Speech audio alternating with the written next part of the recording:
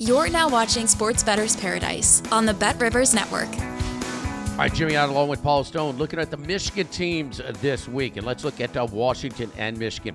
First time Wolverines going to step out the big house. 5 games at home. Now they'll go to Seattle, Washington for a whole lot of different coaching staff, players, rosters, the whole shebang. This rematch of the national championship game. Washington at home, 2.5, 40.5 against Michigan.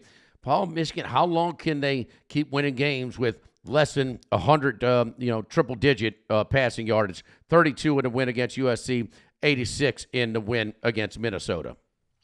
Yeah, they're taking to the road for the first time this season after playing their first 5 games there in Ann Arbor, and they're very fortunate to be 4-1. Their only loss being the Week 2 loss to Texas, but they were obviously fortunate they mounted a nice late game drive, but to come back and beat Southern Cal. And then last week, Minnesota, they had them under control, but the Gophers rallied and came a onside kick from being in position to have an opportunity to win that game over the Wolverines. So now Michigan has traveled to Seattle, Washington without much of a passing game. First time on the road. You never know what a team's going to show when they play away from home. And this Washington team, while Michigan's probably or is fortunate to be 4-1, this Washington team coming off a very disappointing loss to Rutgers at Rutgers 21-18, a game that they outgained the Scarlet Knights by more than 200 yards. So I think Washington, and maybe there's a little bit, even though the cast of characters is so much different from last January's national championship game, this game being a rematch, as odd as it seems, of those teams.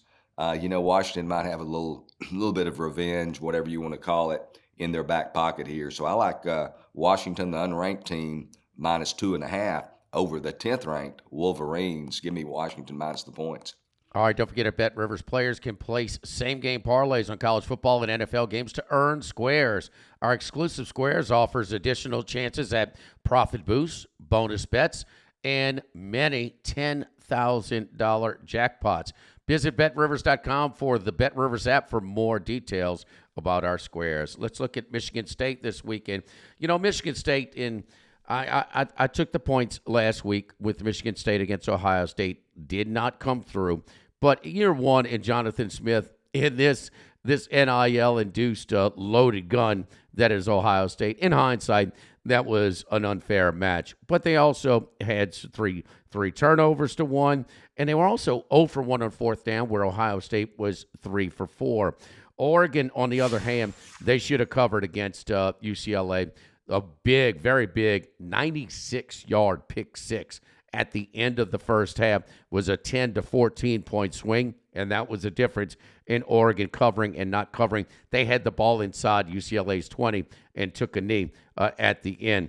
Oregon 24-52 against Michigan State.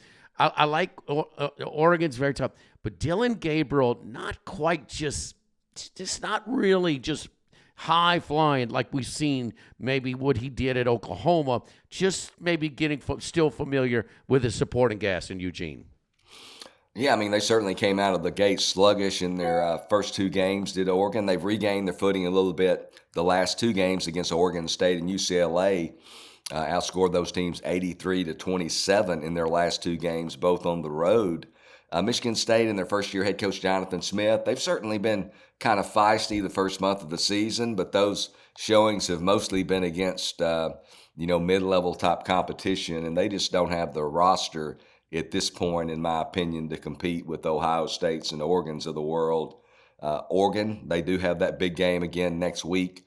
They'll host Ohio State in one of the most anticipated regular season games of the season. So the Ducks could have one eye towards that game. Don't really have an opinion here. 24 is a big number. I could see it going either way. So I'm going to pass on the Michigan State-Oregon game.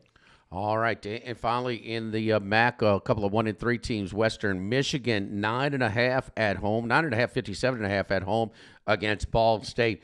Ball State was the latest victim to that James Madison scoring machine. James Madison, the last 2 weeks, scored the most points in college football. Some areas you could have got 15-1 on them to score the most points, 70-63. Ball State getting off the mat, headed to Western Michigan. Yeah, both these teams in this MAC affair on Saturday are 1-3 on the season, and in both cases, their victory is over an FCS opponent. Western Michigan last week, though, they traveled to Marshall. Were tied with the Thundering Herd early in the fourth quarter at 20.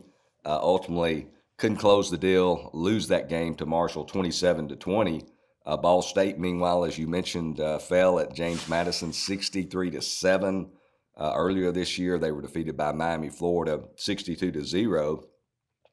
So you look at the Cardinals' defense, it is porous to say the least. In their 3 games against FBS opponents, they've allowed an average of 54 points and 599.7 yards, so 600 yards a game, giving up over 9 yards a play. Give me Western Michigan minus the 9.5 points over Ball State. All right, looking at the Michigan teams each and every week right here on the Sports Bettor's Paradise. For Paul Stone, I'm Jimmy Yott on the Bet Rivers Network.